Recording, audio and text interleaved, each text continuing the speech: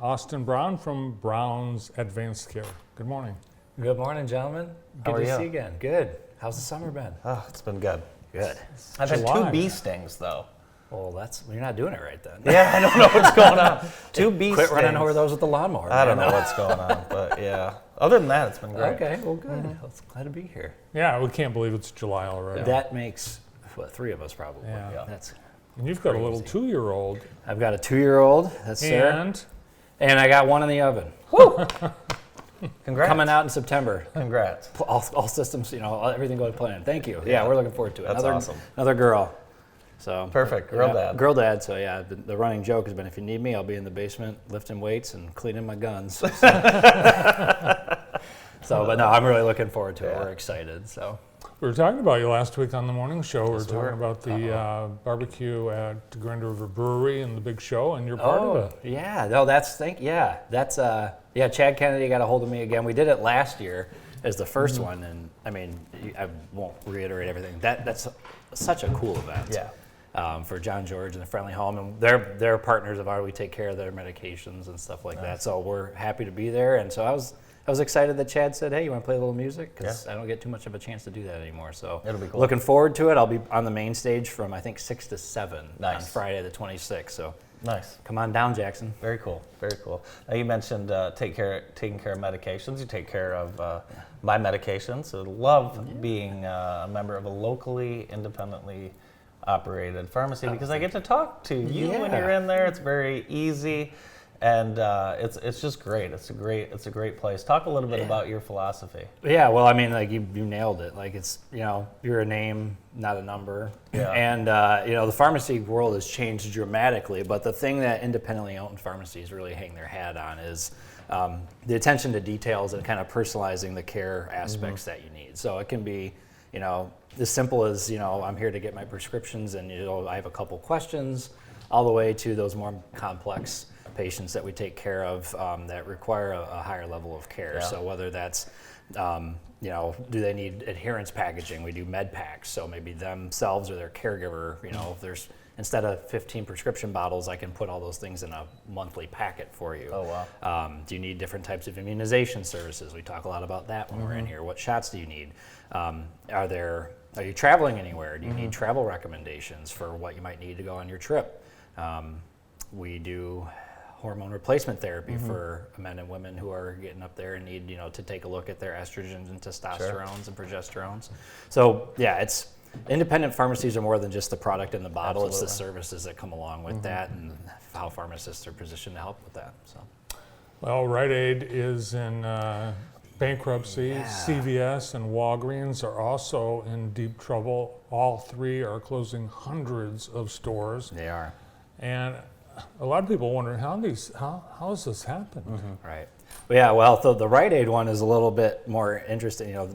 There's the market pressures of declining reimbursements from insurance companies. That's probably the top reason most pharmacies in the market are facing these challenges is we are running into scenarios now where the insurance companies will not reimburse the pharmacies what it costs them to buy the drug, let alone the overhead costs of labor and all that.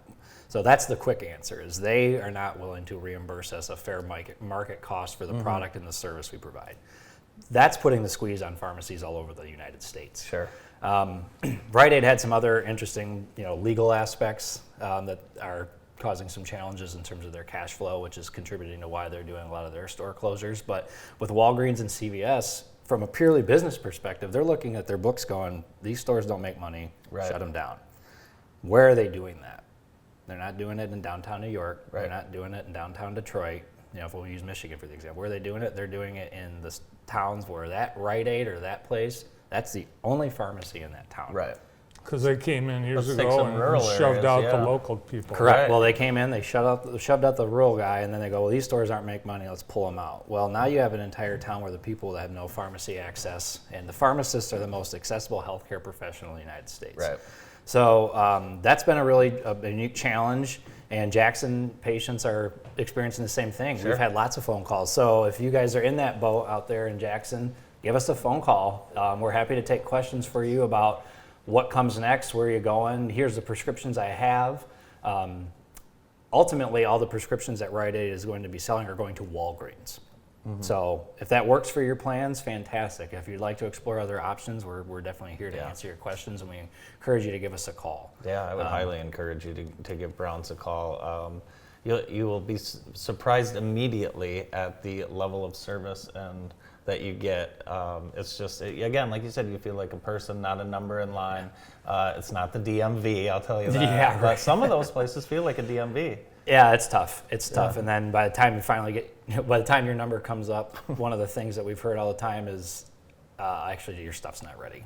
Yeah, come back tomorrow, or you got 4 hours. Right. And that's case specific, and I'd be remiss to be fully transparent. Depending on what it is that you're looking for, there are more challenging aspects of getting certain drugs or things lined up in the pharmacy. So sometimes being patient and waiting is that, but 4 hours to think it had something ready, that's not how we like to run our business. And we try to get out in front of that. We have our own challenges and we do make our own mistakes, but at the end of the day, the patient is still the focal point of everything that we're trying to do. Yeah, and I think you're standing there and you don't understand, the job of a pharmacist. They're thinking, well, just count out 20 pills out of that thing there. Yeah, can't you just grab? Yeah. How long does it take to put 6 pills in an orange cup? Yeah. That part is the easy part. Yeah, there's no paperwork with that, Yeah. is there? So do I have do I have the right prescription? Does the insurance cover it? If the insurance covers it, doesn't cover it, why won't they cover it? Is there another drug we need to look at? Do I need to get an extra nod from the doctor about the drug they chose? So there's a lot of background work that goes on, which is just the mechanics and logistics of the pharmacy practice that are outside of putting the pills in the vial. So we try to explain and educate patients on that process as well, just so they know what to expect when they come in. So And I would say call now too. Don't don't wait. Right? Don't mess around with your medications. Don't wait. Call. Switch to Browns. Ask your questions and just get moving. Yeah, Get it figured out. absolutely. COVID infections are on the rise in 43 states, including Michigan, and you're still doing COVID vaccinations? We are, yes. We have seen the numbers tick up, and I think there's been some of that's multifactorial. Some of that has been, for a lot of folks, when they came out with the new recommendation for adults over the age of 65 to get an additional dose. Some people went right ahead and did that, and they did that sooner rather than later. A lot of the feedback and a lot of things we're seeing around the United States and in Michigan is just fatigue. People are tired of getting poked. It's a lot to keep up with. For sure. But it's always something that we try to emphasize, that it is a lot, but in terms of protecting yourself and other people, vaccinating against some of these types of diseases is still the best way to protect yourself. So we try to have those discussions when we can. Well, we are definitely lucky to have you and your team in town. Thanks for being here. Have a great holiday weekend. Thank you, and happy 4th of July, gentlemen. Thank you. Dr. Austin Brown from Brown's Advanced Care Pharmacy. More of the show right after this quick break.